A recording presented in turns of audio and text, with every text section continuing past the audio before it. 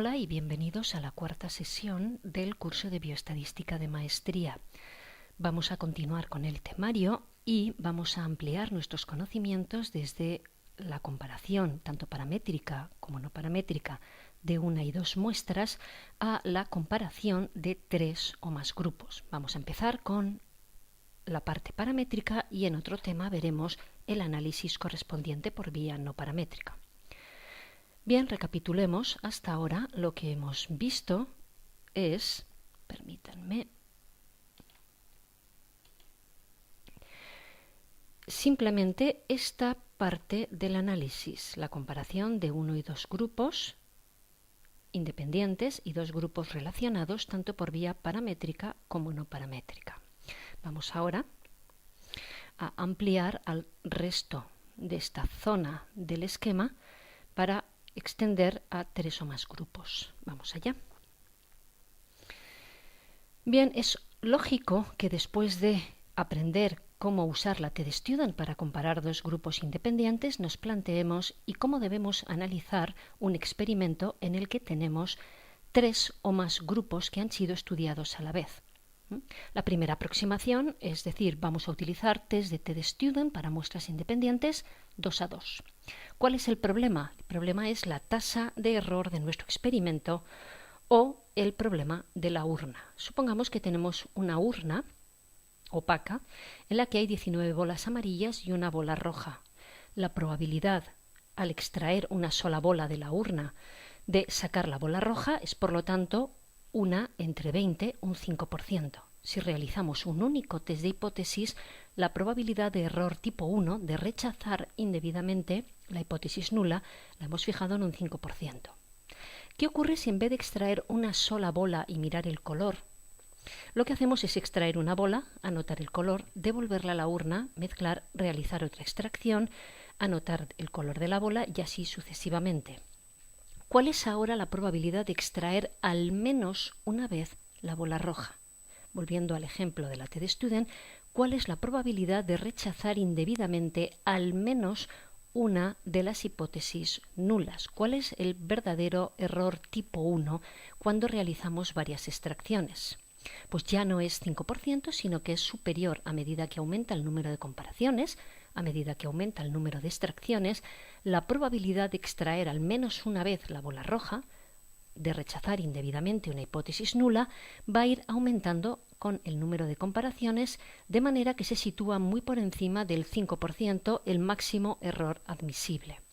Es decir, lo que necesitamos es una única prueba que, introduciendo una sola vez la mano en la urna y extrayendo una sola bola, nos permita probar la hipótesis nula de todas las medias son iguales, es decir, todas las muestras provienen de poblaciones con idéntica media, frente a la alternativa de hay al menos una muestra que se diferencia de otra, hay al menos una media diferente de al menos otra.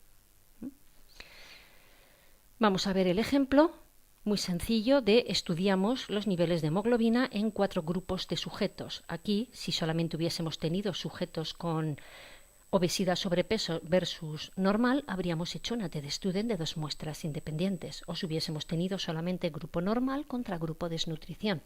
Pero tenemos los 4 grupos. Así que vamos a ver cuál es la técnica estadística que nos permitirá contestar a la pregunta de si aceptar o rechazar la hipótesis nula de igualdad de las 4 medias.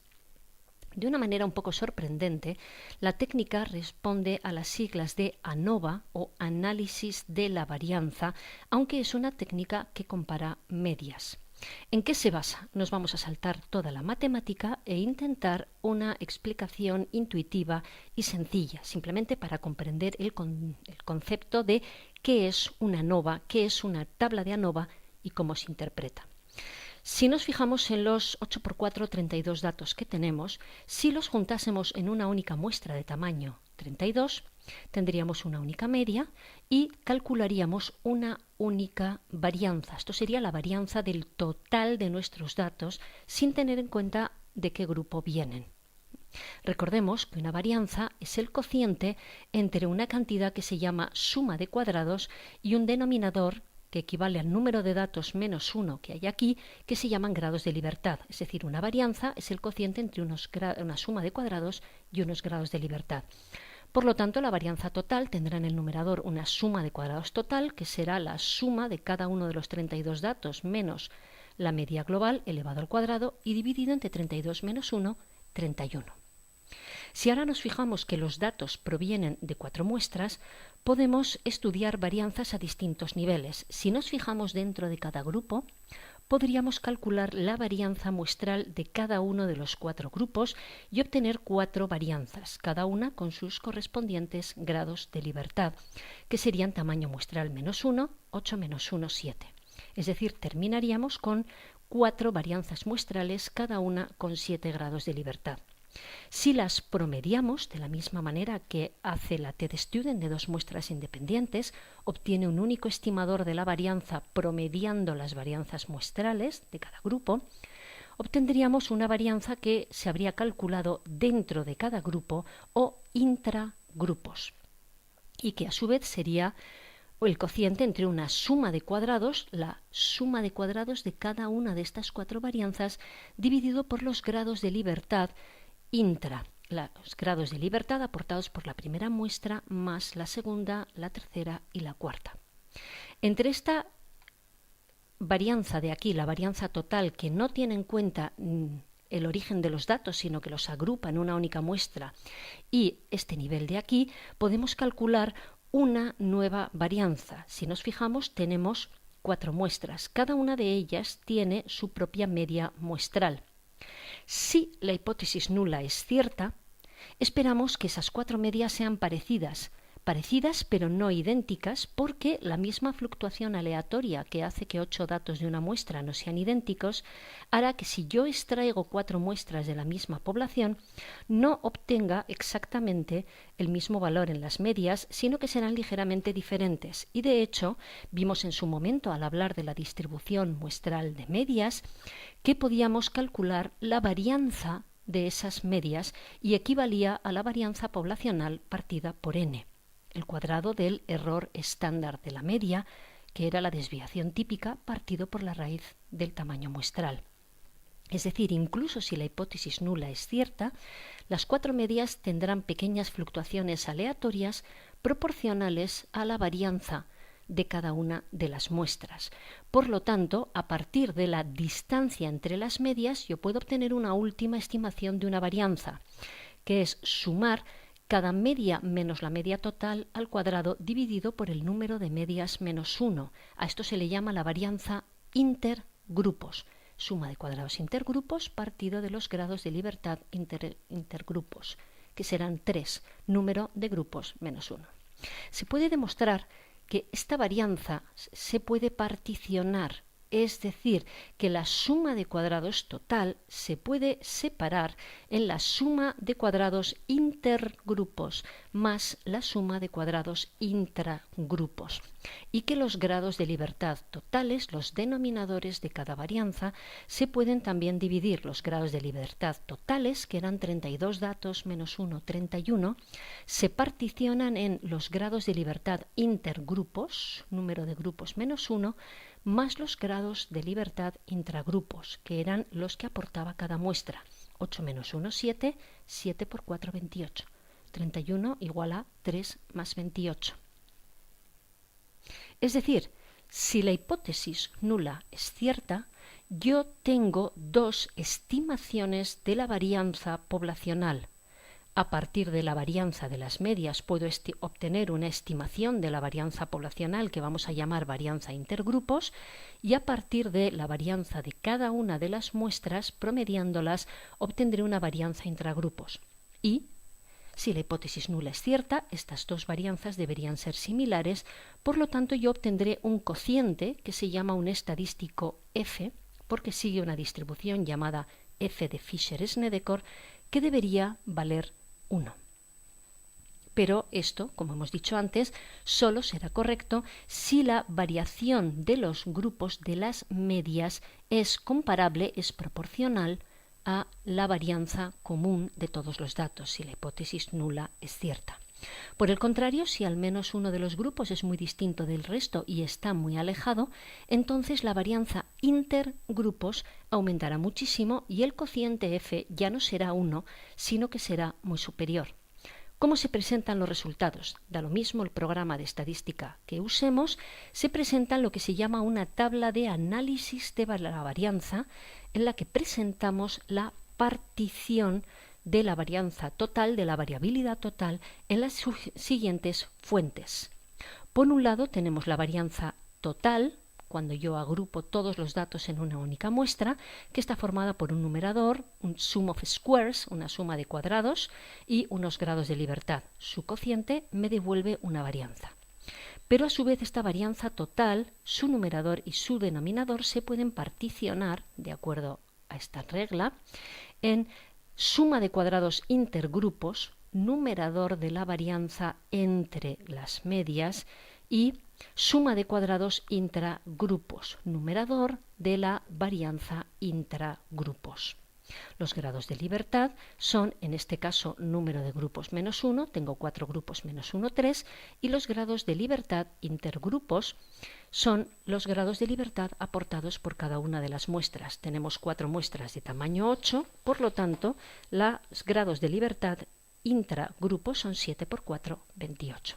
Podemos comprobar que esta cantidad más esta nos dará exactamente esta, hasta el último decimal, y que 3 más 28 nos da 31. Una vez que hemos hecho la partición de las sumas de cuadrados y de los grados de libertad, calculamos lo que en cualquier tabla de ANOVA aparece como mean square, cuadrados medios, que es simplemente el cociente entre la suma de cuadrados y los grados de libertad. 47,7 dividido entre 3 nos da 15,9, 48,88 dividido entre 28 nos da 1,7458. Este es un promedio de la varianza dentro de los 4 grupos, mientras que esta es una medida de cuánto vale la estimación de la varianza extraída a partir de las medias. El cociente de ambos cuadrados medios, de ambas varianzas, nos devuelve una prueba F. ¿Cómo interpretamos esta prueba F? Si nos vamos de nuevo a un viejo conocido, PQRS, puedo pedirle que me presente la distribución que siguen los cocientes F en una distribución con 3 grados de libertad en la varianza del numerador y 28 en la varianza del denominador. Y vemos que es una distribución marcadamente asimétrica con esta forma. Y si la hipótesis nula es cierta, el 95% de las veces que yo sacara 4 muestras de tamaño 8 de la misma población, calculara las medias, todas las varianzas y el cociente F, este cociente F estaría por debajo de aproximadamente 2,95. Es decir, siempre que este cociente sea inferior a 2,95, formará parte del 95% de los casos en los que la diferencia es pequeña porque la hipótesis nula es cierta. Sin embargo, ¿qué ocurre si nuestro cociente F supera 2,95? Que esto solo puede ocurrir por azar si la hipótesis nula es cierta menos de un 5% de las veces, por lo que es mucho más sensato, si nuestro cociente F supera esta cantidad, rechazar la hipótesis nula y aceptar la alternativa. A esto se le llama la región de no rechazo de la hipótesis nula y a esta zona la región de rechazo de la hipótesis nula y aceptación de la alternativa. En realidad no necesitamos utilizar PQRS porque Stata SPSS, cualquier programa, nos devolverá la probabilidad exacta asociada a este resultado. Si la hipótesis nula es cierta y las 4 muestras provienen de la misma población, existe una probabilidad menor de 0,001 de obtener un cociente F tan grande por puro azar, ante un resultado tan significativo, inferior a 0,05, nuestra conclusión sensata es que rechazamos la hipótesis nula de igualdad de todas las medias. Si no hubiésemos rechazado la hipótesis nula, si nuestro cociente F hubiera sido inferior a 2,947 en esta distribución en concreto, de manera que la probabilidad asociada hubiese sido mayor de 5%, habríamos terminado nuestro análisis. Todas las medias son iguales. Introduciendo una sola vez la mano en la urna, hemos podido comprobar la igualdad de todas las medias con un único test de hipótesis, concluimos no rechazando la hipótesis nula. Sin embargo, si rechazamos la hipótesis nula, tenemos un, entre comillas, problema. Solo sabemos que todas las medias no son iguales, pero no sabemos exactamente cuál es la causa de la diferencia. Quizás una media es distinta de las otras tres, pero las otras tres no se diferencian entre sí, provienen de la misma población. O dos medias son iguales entre sí y distintas de las otras dos, o realmente las cuatro medias son las cuatro totalmente distintas una de la otra. Rechazar la hipótesis nula nos deja simplemente al comienzo de otra pregunta: ¿cuál ha sido la causa? Mientras que si no rechazamos la hipótesis nula, terminamos nuestro análisis. Es decir, en este caso, puesto que hemos rechazado la hipótesis nula, necesitamos profundizar en la causa de esa significación estadística. Y para ello existen las llamadas comparaciones múltiples, también llamadas pruebas post hoc, porque se hacen después de la ANOVA, o a posteriori. Básicamente son variantes de la t-de-student para dos muestras independientes, bien con varianzas iguales, bien con varianzas desiguales, porque son variantes de la t-de-student que dependía de la condición de homoscedasticidad. Es evidente que en algún momento vamos a tener que comprobarla. Alguien podría decirme un momento, al principio hemos dicho que esto no era lícito por el problema de la tasa de error experimental. Si yo extraigo muchas bolas de la urna, la probabilidad de extraer al menos una vez la bola roja va a ser superior al 5%, efectivamente. Estas comparaciones múltiples no son directamente test de t-de-student, sino que son variantes y varían en el sistema que tienen de ajuste de la tasa de error experimental, cómo se aseguran que a lo largo de las comparaciones la tasa de error del experimento no supere globalmente el 5%. Es decir, asegurarse que cuando terminemos el set de comparaciones, la probabilidad de error tipo 1 global no supere el 5%. Tenemos métodos liberales que controlan poco o nada la tasa de error del experimento y métodos conservadores como Bonferroni, Sidak, Shefé, que controlan tanto que incluso nos garantizan que la tasa de error del experimento va a ser inferior al 5%, muy inferior. Y en la zona central tendremos métodos con un buen equilibrio entre control de la tasa de error del experimento y no controlar de más. Todos estos métodos, diferencia mínima significativa, cuyas siglas en inglés resultan un poco psicotrópicas, Least Significant Difference o LSD, no controla para nada la tasa de error del experimento, lo que hace que sea desaconsejado, salvo el caso particular que estemos comparando tres grupos. También tenemos otros métodos como Bonferroni, que lo que hace es repartir el alfa total del experimento, 5%, como si fuera un pastel en tantas porciones como comparaciones estemos realizando. De manera que solo se declara significativa aquella t-de-student cuya valor de probabilidad sea no ya inferior a 0.05, sino a una cantidad mucho menor, 0.05 dividido por el número de comparaciones. Si yo hago 3 comparaciones, tendré que comparar con 0.0167. Si hago 5 comparaciones, con 0.01. Si hago 10 comparaciones, con 0.005. Es decir, pongo más difícil que cada comparación individual salga significativa para asegurarme que globalmente no más de un 5% de las comparaciones son significativas por puro azar. Este es un método que es muy conservador, sobre todo cuando el número de comparaciones es elevado, lo cual lo hace un poco desaconsejado, porque podemos terminar con la paradoja de tener una ANOVA significativo, pero que ninguna de las comparaciones individuales sea significativa, porque la significación no es inferior a 0.05 partido por el número de comparaciones. Una variante no tan conservadora, ligeramente más liberal, es el método de Sidak, que utiliza una forma un poquito más complicada de calcular alfa. El más conservador de todos es el método de Shefé, y en medio tenemos el método de Tukey, también conocido por la diferencia honestamente significativa de Tukey. Nos asegura un control lo bastante estricto del nivel de significación de nuestro experimento como para que alfa global sea exactamente 5%.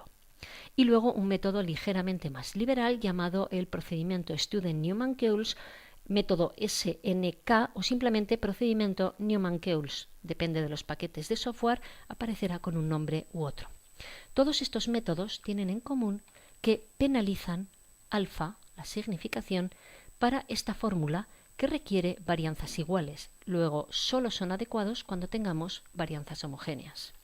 Si tenemos una prueba de Leven significativa, no hay homoscedasticidad, entonces tenemos que utilizar métodos que controlen el nivel de significación, pero basándose en estos cocientes T, que son variantes del método de Satterthwaite o del método de Welch. Y entre ellos tenemos el método de Tamhane, que es parecido al método de Sidak, por lo tanto entra en la etiqueta de método conservador, o el método de Games-Howell. Todos estos métodos están incluidos en Stata, pero estos requieren que nos descarguemos lo que se llama un User Contributed Package, un programa escrito por un usuario de Stata para poder realizar estas comparaciones múltiples. No son nativas dentro del software. Bien, como hemos rechazado la hipótesis nula, vamos a ver los resultados con dos métodos ni muy liberales ni muy conservadores, sino digamos centristas, métodos centrados. Empezaremos por la salida que nos proporciona Stata cuando le pedimos el método de Student-Newman-Keuls, el método SNK.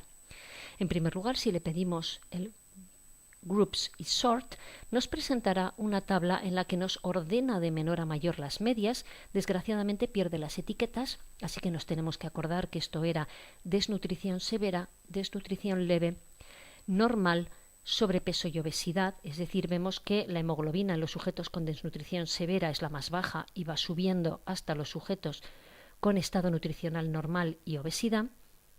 Y además de los valores de las medias, nos presenta una clasificación en letras y una nota al pie que nos dice las margins, las medias que comparten letra, no se diferencian significativamente a un nivel del 5%. Es decir, si yo veo que estos dos grupos comparten letra, quiere decir que estadísticamente el método Student-Newman-Keuls no encuentra diferencias significativas entre una media de 11.7 y otra de 12.7.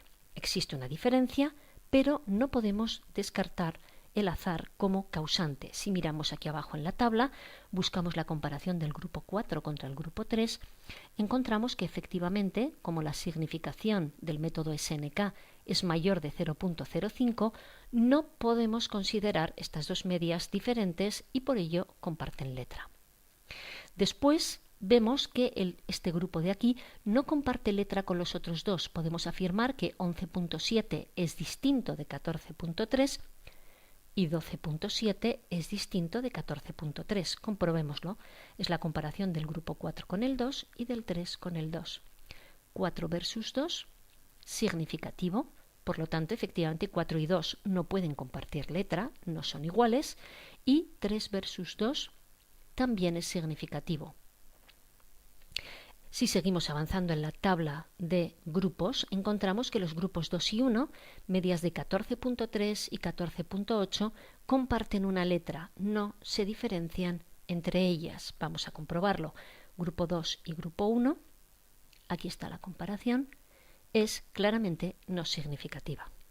Es decir, la información que nos presenta esta tabla de aquí, que en SPSS se llama tabla de subconjuntos homogéneos, y la información que nos presenta el listado completo, es igual, solo que esta tabla, al ordenarnos la información y darnos las letras, nos facilita la interpretación. Por cierto, esta tijera quiere decir que el listado era mucho más largo, contenía más información irrelevante y lo he reducido para que cupiera en una sola diapositiva. ¿Qué conclusión obtenemos? Examinando sobre todo la tabla de subconjuntos homogéneos, llegamos a la conclusión de por qué hemos rechazado la hipótesis nula en el ANOVA. Porque los grupos 4 y 3, desnutrición severa y desnutrición leve, aunque no se diferencian entre sí, son los dos significativamente distintos de los grupos 2 y 1, estado nutricional normal y sobrepeso/obesidad, que tampoco se diferencian entre sí. Luego ya hemos reducido la significación de la ANOVA a dos grupos son iguales entre sí, otros dos grupos son iguales entre sí, pero ambos grupos se diferencian. ¿Qué habría ocurrido si en vez de un método Steven-Newman-Keul, un método ligeramente liberal que no se esfuerza demasiado en el control del error del experimento, del alfa global del experimento, hubiéramos utilizado un método un poquito más conservador como el método de Tukey?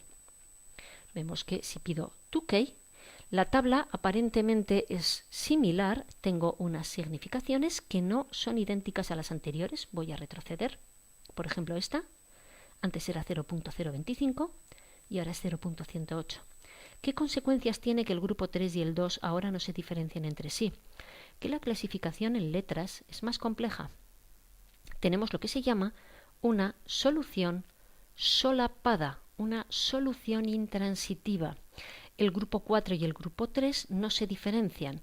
El 3 y el 2 no se diferencian, pero, sorprendentemente, el 4 y el 2 sí que lo hacen.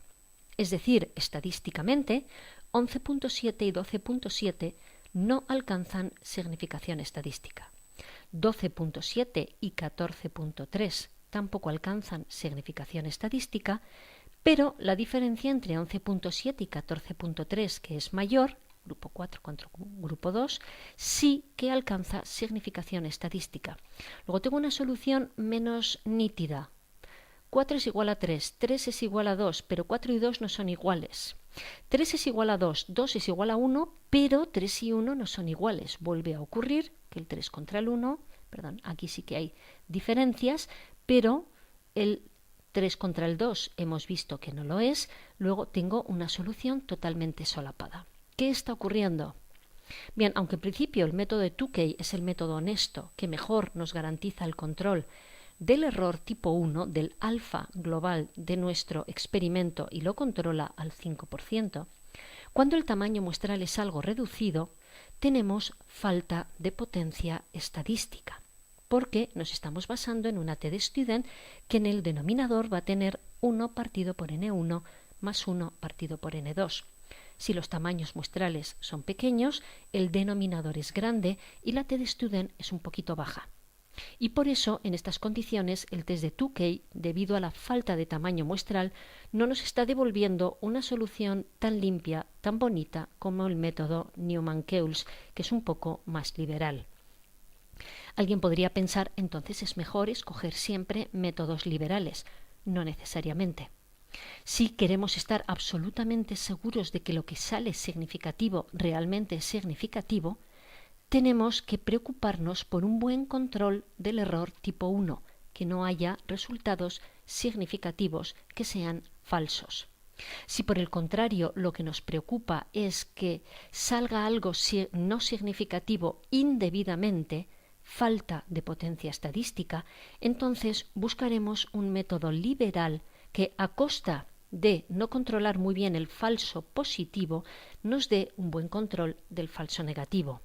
Y las revistas científicas puede que nos pidan un método liberal o que nos pidan un método más conservador, que realmente si algo sale significativo sea más allá de toda duda razonable. Como hemos mencionado antes, tenemos diferentes métodos de comparación múltiple en función de si tenemos varianzas iguales o desiguales. Es decir, la condición de homogeneidad de varianzas va a ser siempre muy importante en una ANOVA, no solo para las comparaciones múltiples, sino también, aunque no en gran medida, para la propia prueba de ANOVA, ya que el denominador, la media cuadrática intragrupos, es el promedio de 4 varianzas muestrales. Yo no puedo promediar varianzas que sean estadísticamente muy diferentes. Para comprobar esta condición, utilizaremos el mismo test, el test de Leven, que vimos en su momento previo a la t-de-student de 2 muestras independientes, solo que en vez de trabajar con solamente 2 grupos, trabajaremos con los 4 a la vez. La hipótesis nula será las 4 varianzas son iguales, tenemos homoscedasticidad frente a la alternativa, al menos una varianza es diferente de al menos otra, hay heteroscedasticidad. Nos interesa, por lo tanto, no rechazar la hipótesis nula para que tengamos homoscedasticidad. Nos interesa que el test de Leven W0, el más utilizado, el test de Leven basado en la media, sea claramente no significativo, como en este caso. ¿Qué impacto tendría una posible heterogeneidad de varianzas? En la significación de la ANOVA, normalmente va a tener poco impacto. El ANOVA es bastante robusto, siempre que el diseño sea equilibrado, tengamos grupos de igual tamaño. Si tenemos diseños muy desequilibrados, por ejemplo, que el tamaño muestral más pequeño sea inferior a 10 y el n máximo sea más de 4 veces el tamaño mínimo, que hubiéramos tenido un grupo de tamaño 8 y otro, por ejemplo, de tamaño 8 por 4, 32, 33 sujetos. Eso sería un diseño muy desequilibrado en el que la heterogeneidad de varianzas nos invalidaría absolutamente la F de la ANOVA. Y en ese caso habría que reemplazar por la versión para 3 o más muestras del test de Satterthwaite que vimos para 2 muestras independientes, que se suele llamar test de Brown-Forsyth, o la versión para 3 o más muestras del test de Welch. Donde siempre va a tener muchísimo impacto la falta de homogeneidad de varianzas es en las comparaciones múltiples. No podremos utilizar ni el método Student-Newman-Keuls, ni el 2K, ni Shefé, ninguno de ellos, si tenemos heterogeneidad de varianzas, aunque cabe destacar que si un método es muy conservador, como Bonferroni o Shefé, también se protege parcialmente contra la heterogeneidad de varianzas, aunque es mejor utilizar un método que tenga en cuenta esa heterogeneidad de varianzas. Vamos a jugar una partida de qué habría ocurrido si hubiese fallado la homogeneidad de varianzas y quisiéramos analizar los datos de la hemoglobina en los 4 grupos en función del estado nutricional. Pues en vez de la prueba normal de ANOVA habríamos pedido la prueba F asterisco o prueba de Brown-Forsyth o el W-test, prueba de Welch. Ninguno de estos dos programas es nativo de SPSS, requiere también que descarguemos e instalemos sendos User Contributed Packages. En este caso, puesto que el diseño es equilibrado y además tenemos homogeneidad de varianzas, vemos que el impacto es pequeño, la significación es muy parecida y seguiríamos rechazando la hipótesis nula. Realmente no sería esencial. Lo que sí habría sido esencial es reemplazar nuestro test de Student-Newman-Keuls o nuestro test de Tukey por un procedimiento que tenga en cuenta las varianzas desiguales. Por ejemplo, utilizando un método un poquito conservador, el T2 de Tamhane, en el que no obtenemos la tabla de subconjuntos homogéneos, así que tendremos que ordenar nosotros manualmente las medias de menor a mayor para comprobar que el grupo 2 y el 1 no se diferencian, el 4 y el 3 no se diferencian, el 3 y el 1 sí que se diferencian, etcétera, etcétera. Segunda condición, aunque quizás no tan importante como la homogeneidad de varianzas, en contra de lo que pueda parecer, es la condición de normalidad. El ANOVA viene a ser la extensión a 3 o más muestras de una T-de-Student, por lo tanto es una técnica paramétrica que requiere normalidad. Pero la normalidad no la vamos a estudiar como lo hemos hecho hasta ahora. En primer lugar, porque tenemos grupos de tamaño 8, grupos de tamaño inferior a 10. Cuando tenemos grupos tan pequeños, las pruebas de normalidad son incapaces de detectar la ausencia de normalidad. Erróneamente, como veremos más adelante al hablar de métodos no paramétricos, hay quien piensa que si no podemos estudiar la normalidad, debemos utilizar un método no paramétrico. Esto es un fallo que no deben ustedes cometer. La condición de normalidad en un diseño de ANOVA es a través de los residuales del diseño.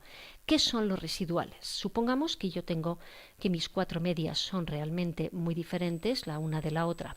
Si yo juntara los 32 datos en una única muestra y pidiera una prueba de normalidad, una distribución multimodal con subidas y bajadas como esta, nos saldría claramente no normal porque estamos esperando una campana y no una montaña rusa.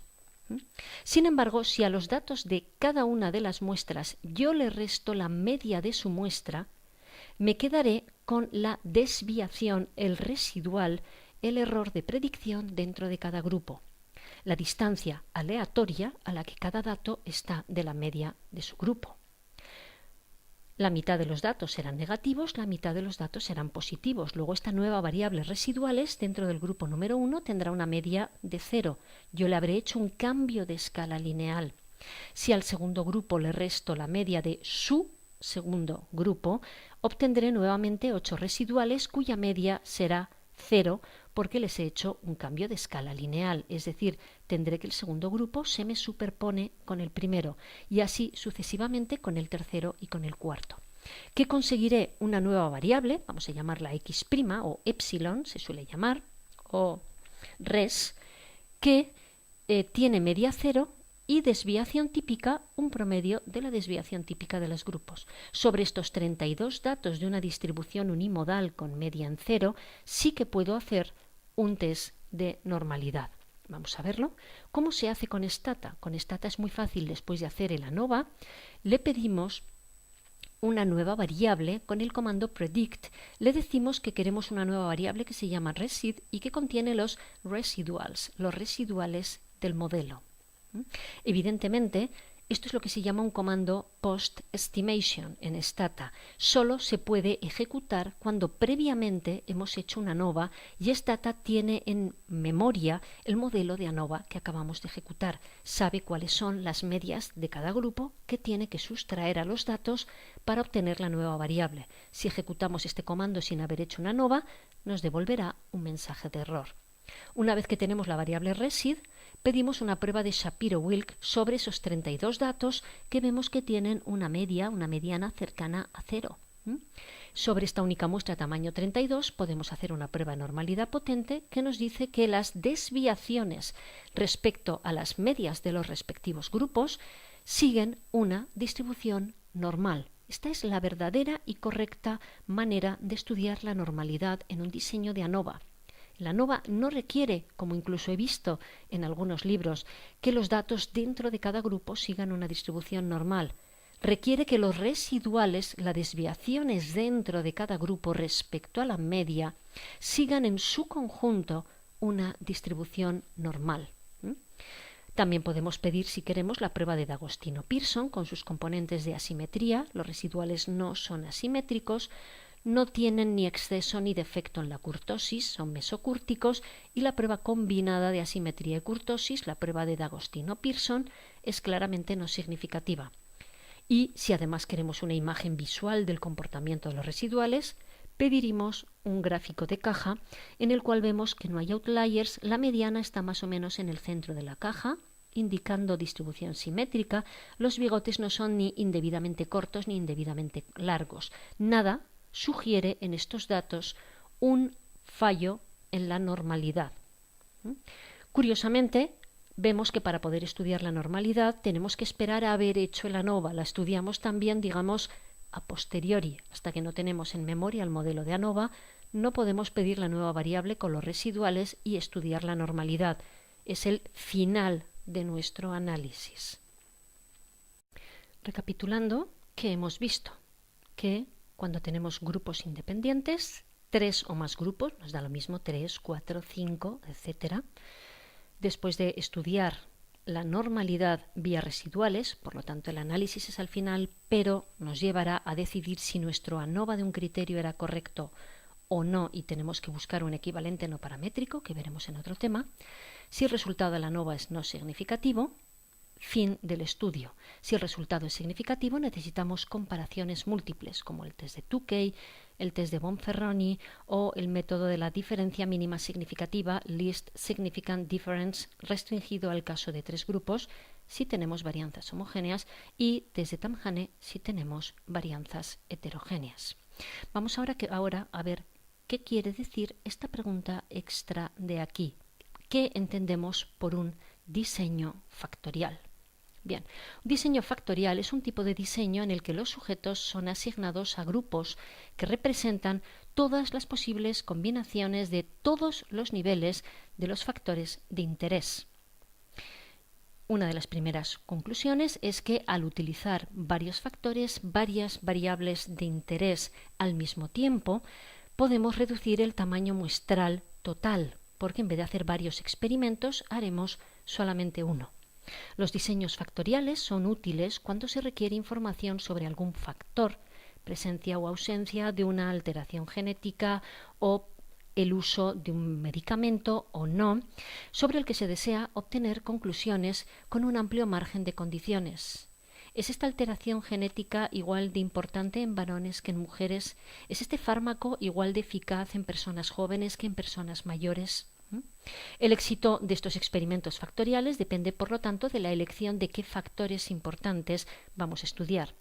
El diseño más sencillo y el más utilizado por su flexibilidad y su potencia es el que tiene dos factores con dos niveles. Es lo que se llama un diseño 2x2 o un 2 elevado a 2. Un ejemplo, sacado de investigación biomédica, es este estudio del año 2009 sobre qué papel tenían los polifenoles del té verde en la protección de los pulmones en ratas expuestas al efecto dañino del humo de cigarrillos.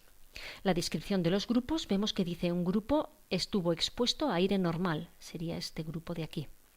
Otro grupo a aire con un 4% de humo de cigarrillo.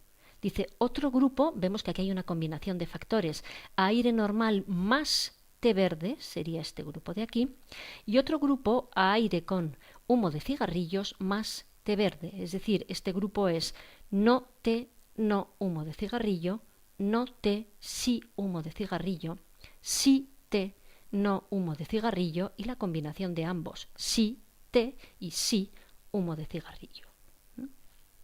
Entonces, ¿qué tienen de especial estos diseños? Que podemos probar a la vez tres hipótesis. La primera, más obvia, sería decir, tengo mis cuatro grupos.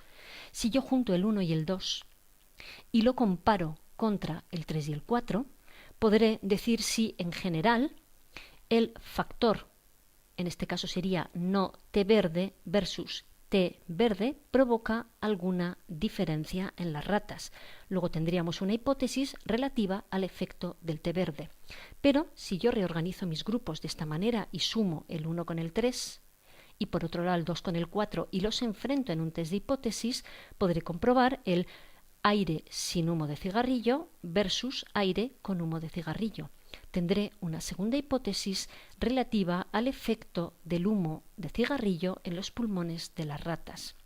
¿Y cuál es la tercera pregunta? La tercera pregunta vamos a ver que se refiere a un concepto esencial en el diseño experimental que se llama interacción y que vendría a decir, si yo pongo este grupo y este juntos, estoy poniendo A1, B1, A2 y B2, estoy sumando cada uno de los niveles y de cada uno de los factores contra esto de aquí. En este grupo también estoy sumando A1, B1, A2 y B2.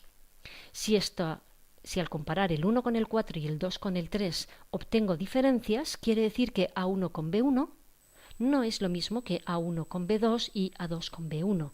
Estaríamos hablando de que ambos factores se influyen mutuamente, modifican su efecto, lo que se llama interacción. Vamos con el concepto de interacción y un poquito de terminología en los diseños factoriales. Hablamos de efectos principales cuando nos referimos a esa hipótesis general de la que he hablado antes.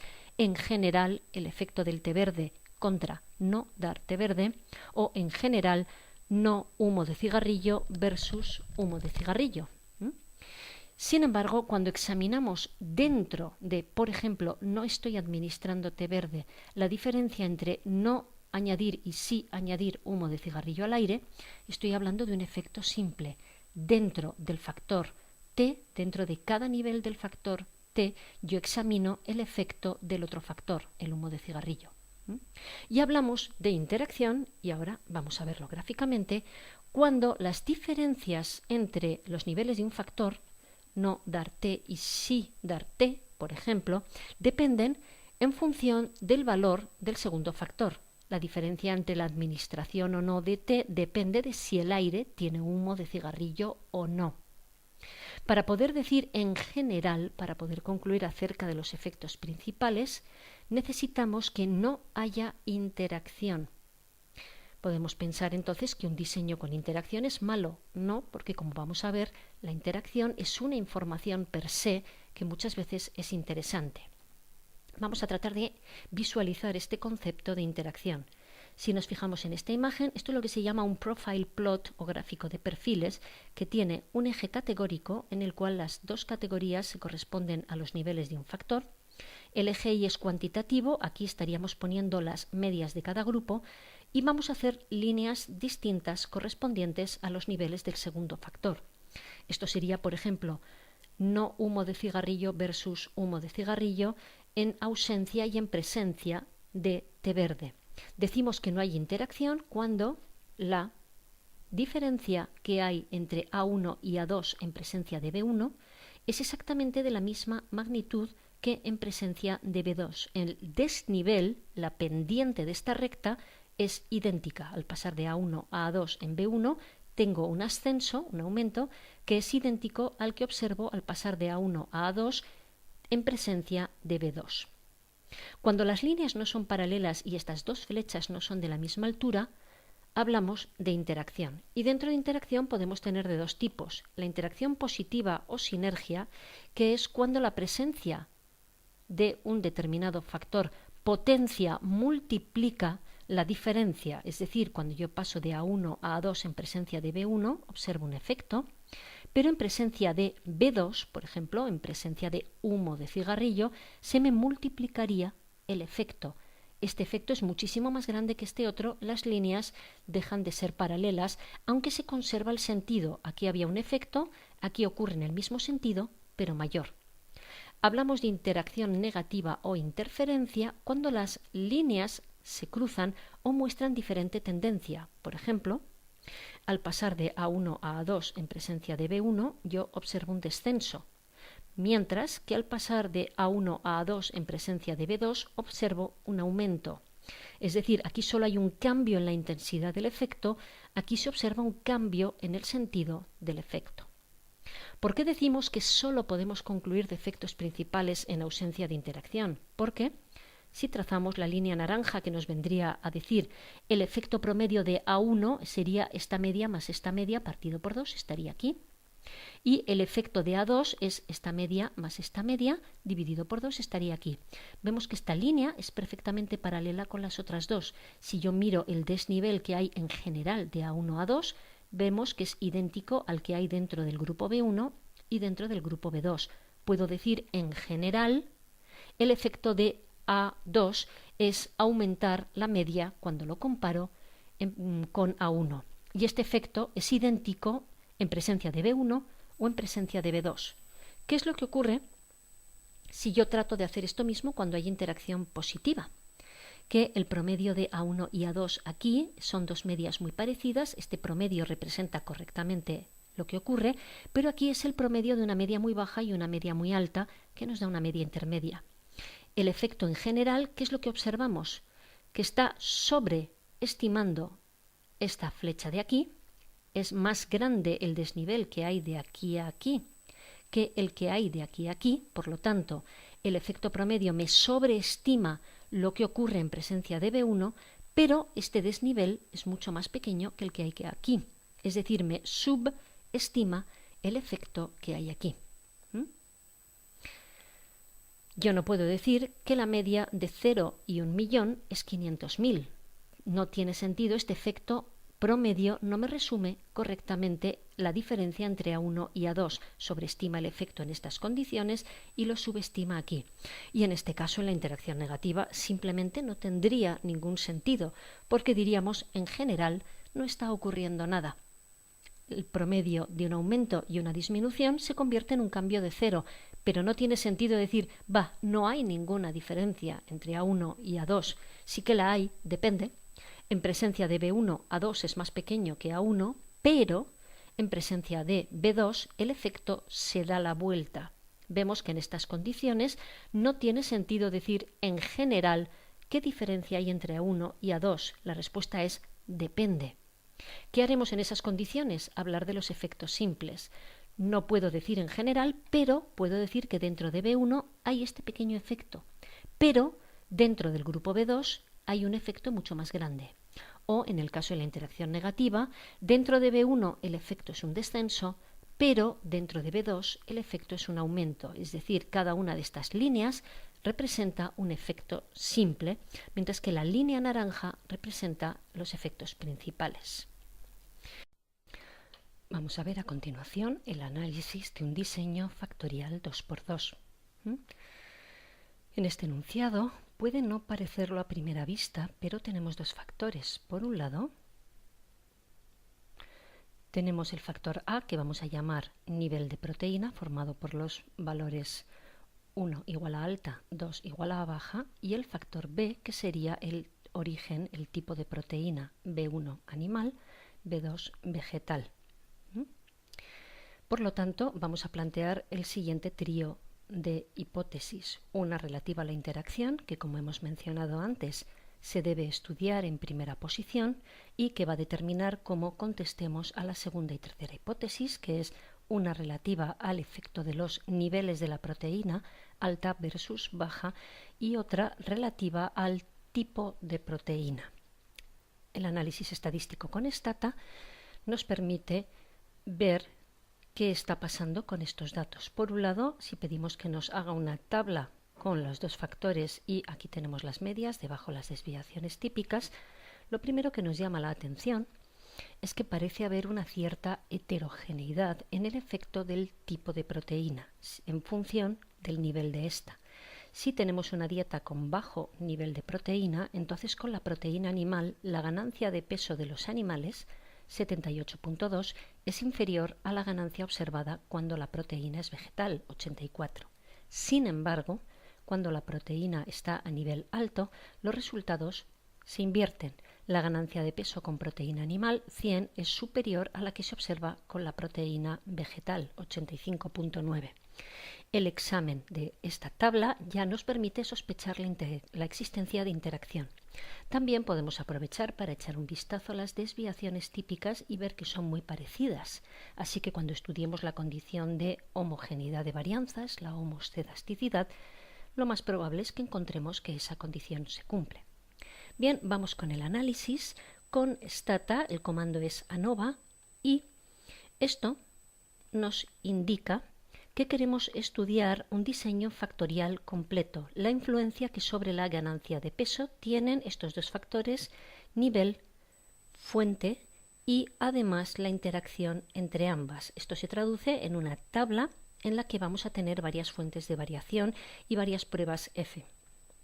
La primera, la que pone model, es una prueba global que nos dice si estas cuatro medias son iguales. Es decir, es el resultado de hacer el ANOVA de un criterio llamando a los grupos A, B, C y D y sin tener en cuenta que vienen de la combinación de dos factores. Este ANOVA tiene 3 grados de libertad, es significativo y nos dice que las cuatro medias no son iguales. Es decir, nos indica que alguno de los 3 efectos en los que está desglosado debajo es significativo. Esta suma de cuadrados se descompone en estas 3, estos 3 grados de libertad en estos 3. Si esta prueba, la model, fuera no significativa, nos estaría diciendo las 4 medias no se diferencian entre sí, no hay efecto del nivel de proteína, no hay ningún efecto por el tipo de proteína y ambos factores no interactúan. Fin del estudio. El hecho de que sea significativo simplemente nos dice hay al menos una F aquí debajo que es significativa. Tenemos la referente al nivel de proteína, a la fuente y a la interacción, que es por la que tenemos que empezar. En este caso, la interacción, tal y como anticipábamos al ver estas diferencias de efectos, es significativa. Nivel y fuente de proteína interactúan. Las diferencias entre niveles de proteína dependen de la fuente y las diferencias entre fuentes de proteína dependen del nivel de esta. La primera consecuencia es que nos quedan invalidadas las Fs de efectos principales. Ya no tiene sentido decir es que en general el efecto del nivel de la proteína o es que en general el efecto del tipo de proteína, porque la respuesta es depende. El efecto del nivel de proteína no es igual en función de la fuente, animal o vegetal, o la diferencia entre fuentes de proteína depende del nivel de esta en la dieta. Así que, al encontrar una interacción significativa, pasamos a estudiar los efectos simples. La mejor manera es mediante gráficos. Stata tiene unas herramientas gráficas muy completas que nos permiten visualizar perfectamente por qué tenemos interacción. En esta diapositiva, en la zona de la derecha, tenemos la interacción presentada de manera gráfica y a la izquierda mediante pruebas de hipótesis llamadas contrastes. Vamos a centrarnos primero en la interpretación gráfica de la interacción. Recordemos que este tipo de gráficos los vimos en su momento en la introducción del tema. Se llaman gráficos de perfiles o profile plots y tienen un eje categórico en el que se presentan los niveles de uno de los factores, en este caso el tipo de proteína animal o vegetal, y el eje Y, sin embargo, es cuantitativo porque vamos a representar gráficamente las medias de cada una de las combinaciones de tratamientos. Tenemos dos líneas distintas representadas por dos colores diferentes, azul continuo, negro discontinuo, para los resultados obtenidos dentro de los niveles del segundo factor. En este caso, la dosis de proteína en la dieta, que puede ser baja o alta. ¿Qué es lo que observamos? Que claramente tenemos líneas que no son paralelas, indicando que realmente tenemos interacción, mientras que dentro del nivel de proteína bajo, con la proteína animal se gana algo de menos de peso que con la proteína vegetal, el resultado se invierte cuando la proteína está a dosis baja. La ganancia de peso es muy superior con proteína animal que con vegetal. Estas líneas verticales que salen a cada lado de la media son los intervalos de confianza. Si yo quisiera saber si esta pendiente, este resultado es significativo, es decir, si dentro de la dosis baja de proteína hay una diferencia significativa entre la ganancia de peso con proteína animal respecto a proteína vegetal, podría hacer una t-student de dos muestras independientes o mejor, una herramienta que tiene en cuenta toda la información de los datos y que se llama un contraste. Dentro de Stata, un contraste es también un comando post-estimation, es decir, requiere que el sistema tenga un modelo de ANOVA que se haya ejecutado previamente y esté en memoria. Estos contrastes se puede aprender con más detalle cómo se manejan en este enlace de la Universidad UCLA, que tiene una página entera dedicada al manejo de Stata. Nos van a decir que hagamos pequeñas comparaciones dentro de cada valor de la variable nivel, at level, y que comparemos el grupo 2 respecto al grupo 1. La R quiere decir comparación de referencia, es decir, todos los niveles de la variable source se compararán con el valor más bajo, que en este caso es 1, es animal. Es decir, este contraste se traduce en compárame los valores de la variable source respecto al primer valor dentro de cada valor que tome la variable level, la variable nivel. Puesto que source solo tiene dos valores, nos va a presentar pruebas del grupo 2, proteína vegetal, versus grupo 1, proteína animal. Y como level tiene también solamente dos niveles, nos comparará dentro del level igual a 1, es decir, nivel de proteína bajo, y level igual a 2, nivel de proteína alto. La primera prueba de hipótesis nos está comparando, por tanto, proteína vegetal versus animal dentro de nivel bajo. Esta significación estadística corresponde a esta línea. La podemos añadir. Y esta segunda prueba, este segundo contraste, nos compara proteína vegetal versus animal dentro del nivel 2, dentro de nivel alto. Esta prueba de hipótesis corresponde con esta línea. Podemos añadir aquí. Ahora ya tenemos perfectamente explicada la interacción. Mientras que cuando la dosis de proteína es baja no existen diferencias significativas entre la ganancia de peso obtenida con proteína animal que con proteína vegetal, aunque con proteína vegetal la ganancia era ligeramente superior, cuando el nivel de proteína es alto, la diferencia entre la proteína animal y la vegetal sí que es significativa y en favor de la proteína animal. Como la interacción es un fenómeno recíproco, en vez de poner en el eje X la fuente de proteína y líneas distintas para los niveles, podemos presentar en un gráfico en el eje X los niveles de la proteína y líneas distintas para el tipo. Es decir, que la diferencia entre proteína animal y vegetal dependa del nivel. Se puede ver también como que la diferencia entre nivel bajo y nivel alto depende del tipo de proteína. Aquí podemos comprobar que cuando la proteína es animal sí que hay una gran diferencia entre la proteína a nivel bajo y a nivel alto. mientras que cuando la proteína es vegetal, la ganancia de peso con bajo o alto nivel de proteína parece ser casi inexistente. Si queremos, como antes, añadir significación estadística a cada una de estas líneas, haremos el contraste intercambiando las posiciones de los factores level y source. Aquí le vamos a pedir que dentro de los dos valores de source, animal y vegetal, nos compare la dosis alta versus la dosis baja de proteína. Este primer contraste, dentro de proteína animal dosis baja versus dosis alta, se corresponde con esta línea. Y este segundo contraste, dosis alta versus dosis baja dentro de proteína vegetal, se corresponde con esta otra. Podemos añadir las dos significaciones estadísticas e interpretar la interacción ahora vista desde el otro factor. No existen diferencias significativas en la ganancia de peso obtenida con dosis baja o alta de proteína si ésta es de origen vegetal, pero sí que existen diferencias significativas entre la dosis baja y la dosis alta de proteína cuando ésta es de origen animal. Y ya para terminar, puesto que la ANOVA factorial es una extensión de la ANOVA de un criterio, va a tener las mismas condiciones de validez paramétrica que vimos para el caso de la ANOVA de un criterio: homogeneidad de varianzas y normalidad, que de nuevo estudiaremos vía residuales. La prueba de Leven para los 4 grupos nos permite comprobar lo que ya habíamos visto antes en la tabla. Las desviaciones típicas son muy parecidas, van desde prácticamente 14 a 16, muy pocas diferencias, y la prueba de Leven basada en la media, W0, es clarísimamente no significativa.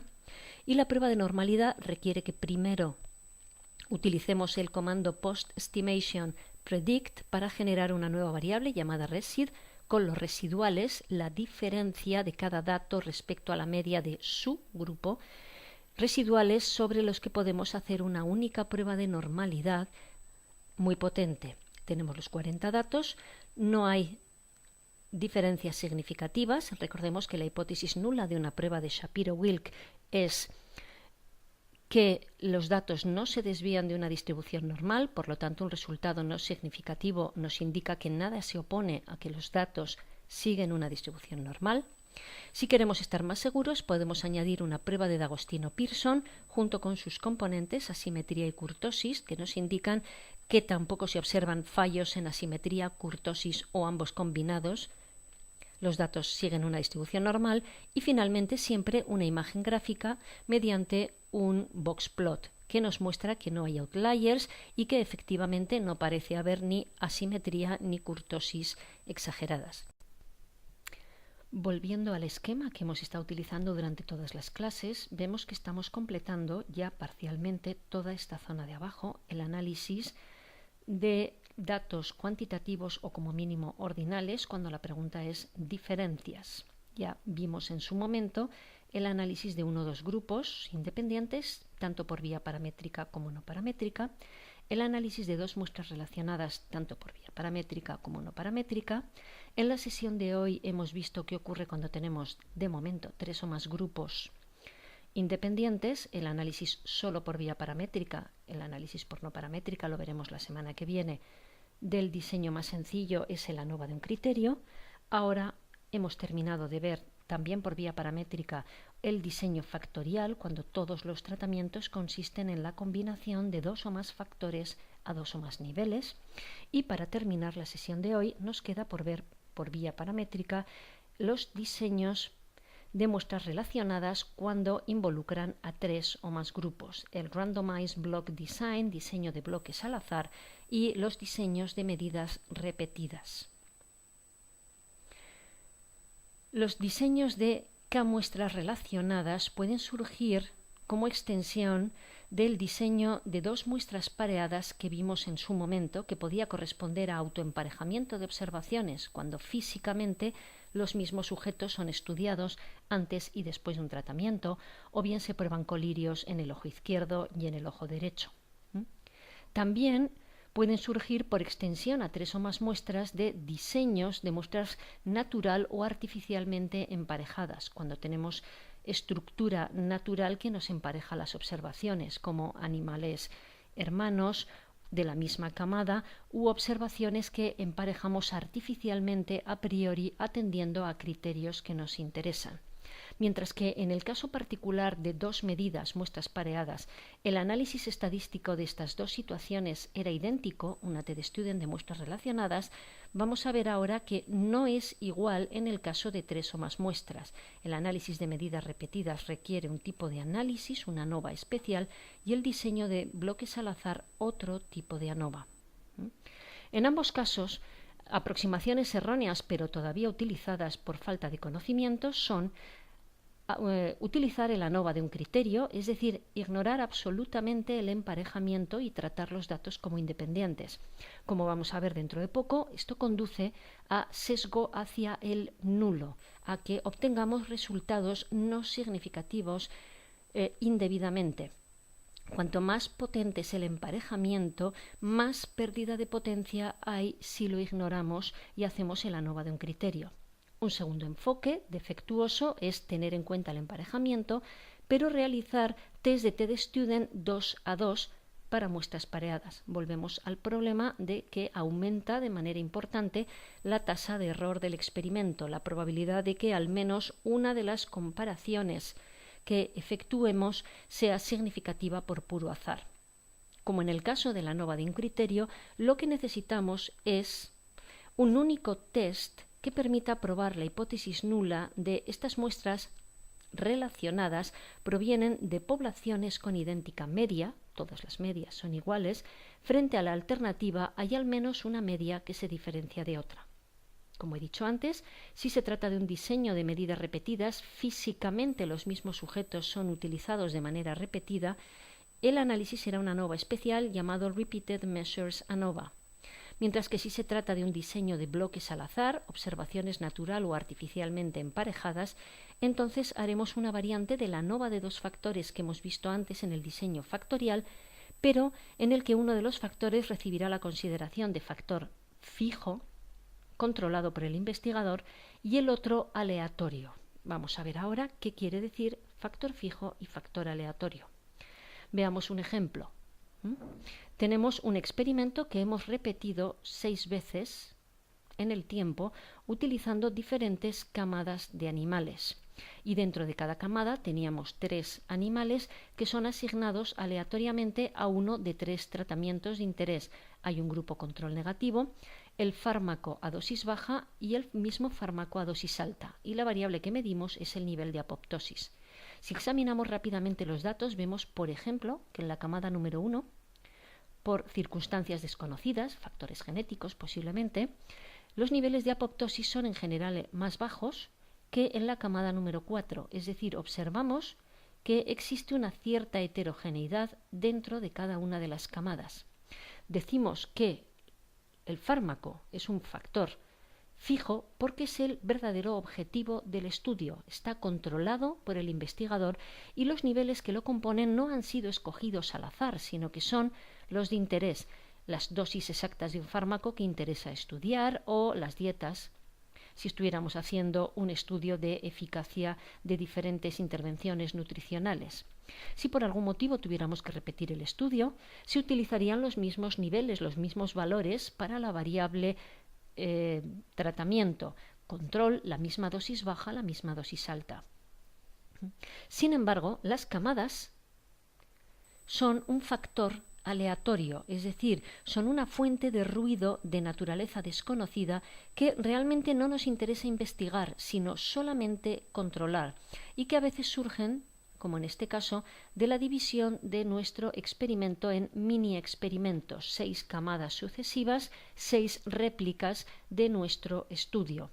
Los niveles que los componen, las camadas que en concreto hemos utilizado aquí en este experimento, se consideran una muestra aleatoria de una población mayor, todas las camadas que podríamos haber obtenido por cruce de 2 progenitores heterocigotos o que nos hubiera mandado un determinado laboratorio farmacéutico que proporciona animales.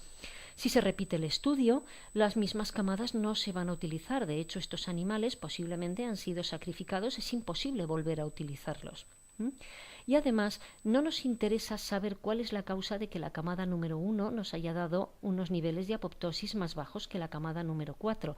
Lo único que queremos es que el ruido que aporta nuestro experimento, la variación dentro de cada uno de los grupos de interés, no hagan que nuestra f, nuestro cociente f, sea pequeño, no tengamos un denominador tan grande que provoque una f no significativa. Veamos el análisis estadístico de manera primero incorrecta, si ignoráramos el emparejamiento, y luego de manera correcta.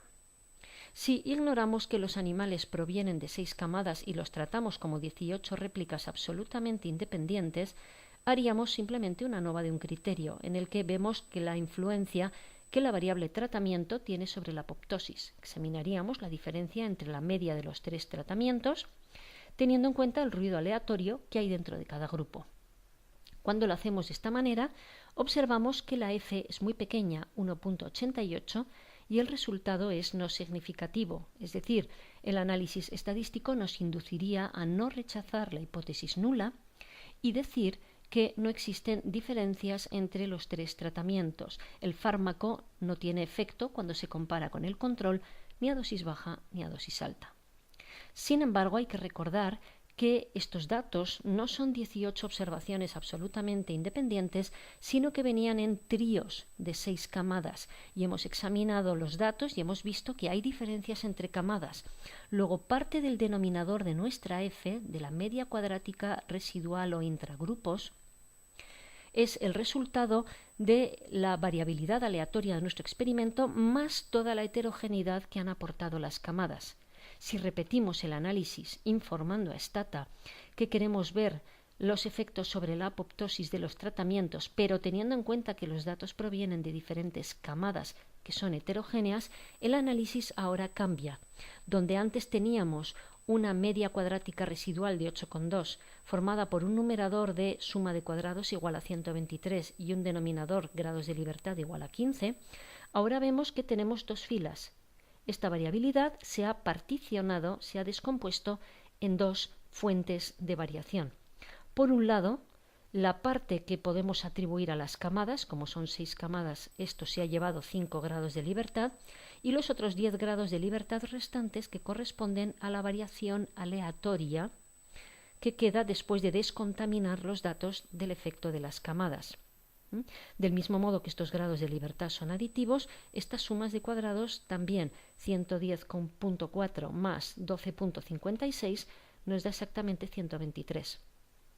Si ignoramos absolutamente la variabilidad de las camadas, que no nos interesa una vez que la hemos apartado donde no estorba, vemos que nuestra nueva media cuadrática ha pasado de 8,2 a 1,26, sensiblemente menor.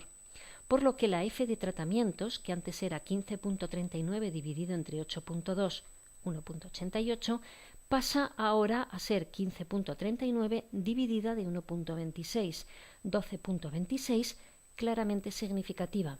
Vemos que hemos pasado de no poder rechazar la hipótesis nula, debido a que el ruido de las camadas estaba enmascarando la variabilidad aleatoria, la estaba incrementando y no nos dejaba ver las diferencias entre tratamientos, a concluir ahora que sí que existen diferencias significativas entre los 3 grupos. La f de las camadas, aunque significativa, realmente no nos interesa explorarla. Simplemente constatamos que las 6 camadas tenían niveles medios de apoptosis marcadamente diferentes, lo que estaba metiendo ruido en nuestro experimento. Una vez que lo hemos tenido en cuenta, la f de tratamientos, la del factor fijo, el verdadero objetivo de nuestra investigación, ha pasado a ser significativa. Podemos continuar el estudio, puesto que hemos rechazado la hipótesis nula, mediante comparaciones múltiples. Puesto que en este caso particular estamos comparando 3 grupos, no vamos a ajustar los valores de P, vamos a dejar diferencias mínimas significativas, lo que se llamaba la Least Significant Difference, o Fisher's Protected LSD, diferencia mínima significativa protegida de Fisher. Esto solo se puede hacer si se dan 2 condiciones. Primero, que la f de la ANOVA sea significativa, es decir, si la f hubiera sido no significativa, no nos planteamos hacer comparaciones múltiples. Y además, porque estamos comparando única y exclusivamente 3 grupos. La tabla de subconjuntos homogéneos nos muestra que los tratamientos 1 y 2 son iguales entre sí. Recordemos que Stata omite los valores de los tratamientos y los reemplaza simplemente por un número, 1, 2, 3. 1 era el grupo control y 2 era la dosis baja. Comparten letra, lo que quiere decir que no hay diferencias significativas entre ellos. 19.7 y 20.8 no se diferencian significativamente. Podemos comprobarlo aquí, vemos que la diferencia es claramente superior a 0.05. Que el grupo 3 no comparta letra con los otros dos nos dice que la dosis alta es diferente de la dosis baja y del grupo control. Vemos aquí que las comparaciones que involucran al grupo 3 son ambas claramente significativas. Luego ya hemos profundizado en la causa de las diferencias.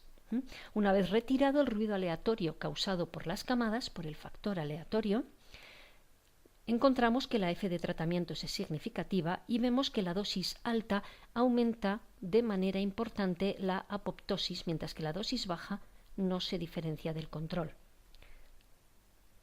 Para terminar con el análisis estadístico, la validez del modelo depende, como siempre que usamos una técnica paramétrica, de la normalidad de los residuales. Después del modelo de ANOVA utilizaremos un comando post-estimation para generar una nueva variable llamada res que contiene los residuales de los 18 animales, residuales a los que se retira el efecto del tratamiento y de la camada y sobre los que se estudia la normalidad.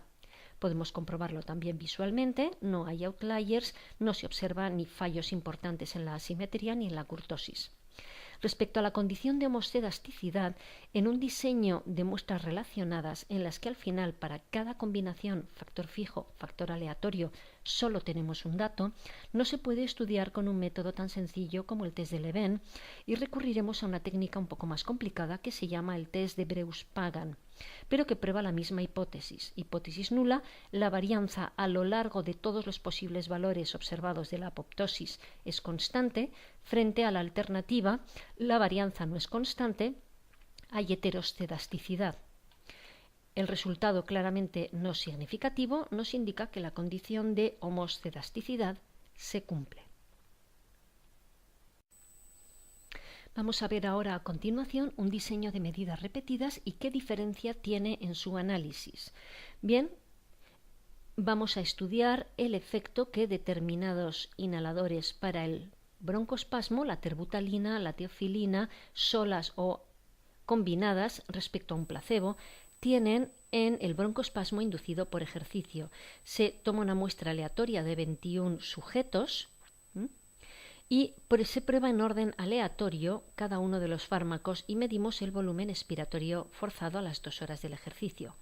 Volvemos a tener un factor fijo, el objetivo del investigador, eficacia de los distintos inhaladores con terbutalina, teofilina, sola o combinada respecto al placebo y volvemos a tener un factor aleatorio. 21 sujetos que han sido reclutados aleatoriamente para este estudio. La diferencia respecto al anterior es que aquí estas 4 mediciones se han realizado físicamente en el mismo sujeto, mientras que antes se trataban de animales de la misma camada, pero animales independientes. Que un diseño sea de medidas repetidas lleva a varias diferencias. Por un lado, la ventaja. Controlamos absolutamente todos los factores causantes de las diferencias entre sujetos, el ruido aleatorio interindividual, lo cual nos garantiza mayor potencia estadística. La retirada del ruido aleatorio de la media cuadrática residual va a ser incluso más intensa que en el caso de un diseño de bloques al azar, ya que la dependencia de las observaciones al estar medidas en los mismos sujetos es mucho más intensa que en el caso de emparejamiento natural o artificial. Esto lleva a que con menor tamaño muestral podamos realizar investigaciones, lo que disminuye el coste y aumenta la velocidad de un estudio. Y además nos permite hacer algo que no se puede hacer en otro tipo de diseños, comprobar el efecto del tiempo. Ver si a medida que pasa el tiempo va cambiando determinada variable requiere que físicamente los mismos sujetos sean medidos a lo largo del tiempo. No todos son ventajas en un diseño de medidas repetidas, también hay inconvenientes. El hecho de que sea físicamente los mismos sujetos los que vamos testeando de manera repetidas hace que podamos tener un efecto de carryover o arrastre, que implica que del primer tiempo al segundo tiempo puede quedar algún resto del fármaco que estemos utilizando o de la intervención que se sobreimponga al efecto del tratamiento que aplicamos después. Para evitar esto hay que espaciar mucho los tratamientos y dejar suficiente periodo de lavado de un tiempo a otro. Un problema más grave y que puede limitar gravemente un diseño de medidas repetidas e incluso llevar a que renunciemos a él es el efecto de latencia. El efecto de latencia es cuando un tratamiento tiene un efecto permanente en el sujeto y cuando se administra el siguiente tratamiento producen una interacción de manera que el efecto de este fármaco o de este tratamiento se manifiesta en el momento de administrar el segundo. Y por último, el efecto de aprendizaje, cuando la simple repetición de una tarea cambia el resultado. Por ejemplo, en el volumen expiratorio forzado, la simple repetición de la prueba de la medición del volumen forzado mediante espirometría mejora los resultados, de manera que en general las mediciones a tiempo 2 pueden ser más altas que a tiempo 1 y a tiempo 3 más altas que a tiempo 2. Hay un efecto de aprendizaje. Estos problemas, el carryover y el aprendizaje, los podemos compensar si en el diseño hacemos counterbalancing. Nos aseguramos de que el tratamiento B precede a D tantas veces como D precede a B. Aquí C precede a A, pues en otro sujeto A precede a C. Vamos probando todos los diferentes órdenes de administración. A precede a D, D precede a A, etcétera, etcétera. Es decir, los tratamientos se asignan en orden aleatorio. Sería un error que a tiempo 1 administráramos a todos los sujetos el fármaco A, después a todos los sujetos el fármaco B y así sucesivamente. Cualquier arrastre se iría superponiendo siempre sobre el mismo tratamiento y cualquier aprendizaje se iría superponiendo de manera inseparable también con los tratamientos. Al aleatorizar el orden de asignación de los tratamientos y equilibrar las precedencias, garantizamos que estos efectos se reparten de manera compensada y no causan un sesgo. Como he mencionado antes, si sospechamos de latencia, puede que tengamos que renunciar a un diseño de medidas repetidas o que tengamos que espaciar muchísimo en el tiempo la aplicación sucesiva de los tratamientos para dar tiempo a que se diluya, desaparezca por completo el efecto del tratamiento que se administró con anterioridad. ¿Por qué el análisis estadístico es diferente? Porque cuando las mediciones se aplican sobre el mismo sujeto, como he dicho antes, van a estar muy relacionadas entre ellas, van a ser muy dependientes y la homogeneidad de esa dependencia a lo largo del tiempo tiene que estudiarse con una prueba que se llama prueba de esfericidad de Mauchly, que desgraciadamente Stata no presenta. Estos resultados que he puesto aquí los he obtenido con Stata.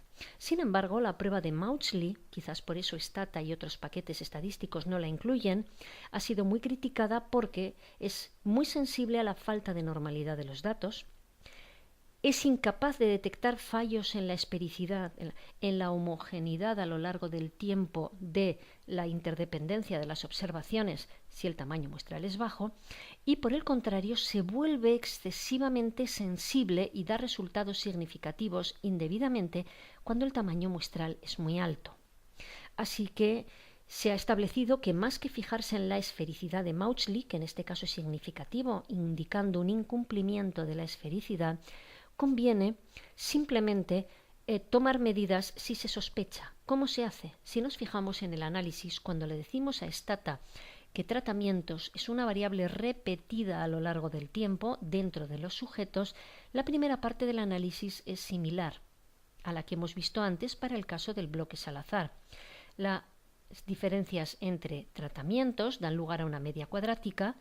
La heterogeneidad residual, le retiramos las diferencias entre sujetos, eliminamos toda la heterogeneidad interindividual al añadir a nuestro ANOVA la información de que hay un factor aleatorio formado por los sujetos. de manera que nuestro residual se queda libre de esta contaminación, de esta heterogeneidad interaleatoria, y la F de tratamiento se calcula dividiendo por una media cuadrática pequeña, lo que nos devuelve una F altamente significativa. Sin embargo, al indicar repeated, Stata nos añade aquí debajo una información extra. Nos dice que la variable tratamiento está repetida a lo largo del tiempo, por lo que debería cumplirse la condición de esfericidad. Aunque Stata no la estudia, sí que nos dice determinados factores de corrección que se utilizan en el caso de que no haya esfericidad, que son unas correcciones de los grados de libertad del numerador y del denominador. Hay tres fórmulas, la que se llama Wien-Feld, la de Greenhouse-Geiser y la de Box, que SPSS llama del límite inferior y que es tan conservadora que habitualmente no se usa. El criterio para decidir si tenemos o no sospecha de falta de esfericidad sin tener que utilizar la prueba de Mauchly consiste en estudiar el factor de corrección epsilon de Greenhouse-Geiser, la penalización que tendríamos que utilizar en caso de que hubiera falta de esfericidad. Este es un factor que va a estar comprendido entre 0.3 y 1. Si Greenhouse-Geiser es superior a 0.9, quiere decir que la corrección para una hipotética falta de esfericidad sería muy pequeña, porque no hay falta de esfericidad, y dejaríamos el análisis exactamente tal y como nos lo presenta la tabla aquí en la zona superior. Sin embargo, si el epsilon de Greenhouse-Geiser es inferior a 0,9, como en este caso vale 0,73, se recomienda rutinariamente modificar la significación de nuestra F de tratamientos utilizando alguno de los factores de corrección de epsilon.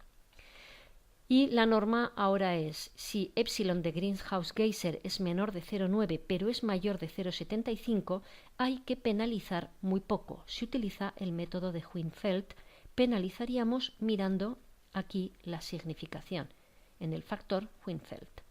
Sin embargo, si epsilon de Greenhouse-Geiser no solo es inferior a 0,9, sino que además es inferior a 0,75, como ocurre en este caso, entonces se penaliza utilizando el propio factor de epsilon Greenhouse-Geiser. Es decir, se sospecha de un incumplimiento severo de la condición de esfericidad y penalizamos mucho la significación.